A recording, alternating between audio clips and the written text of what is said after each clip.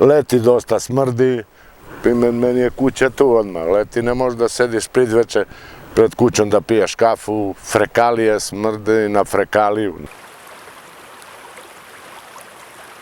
Primjer, meni plac do pola je sa piritom, na jedan aršov dole, na pola aršova pirit dole ispod. Znači što god poseješ, to traži polevanje, nema ništa da se rodi.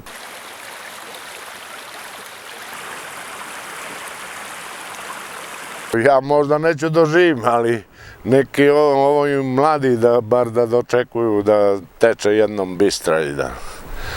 Sem da ovo korito nikada neće se oporavi. Ovo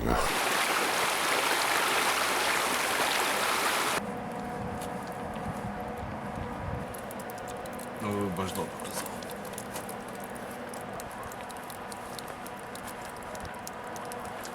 Borska reka je posljedica više decenijskog ili vekovnog rudarenja u Boru i to je nešto što mora da se sredi i reši u nekom najbržem mogućem vremenskom periodu.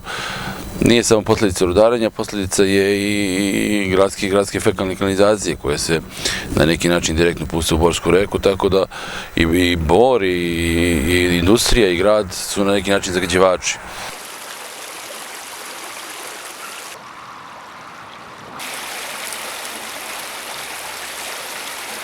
Kultivacija celog korita Borske reke, to je pitanje i za nas kao grad, ali pitanje isto i za rudnik u celini da se to otklanja.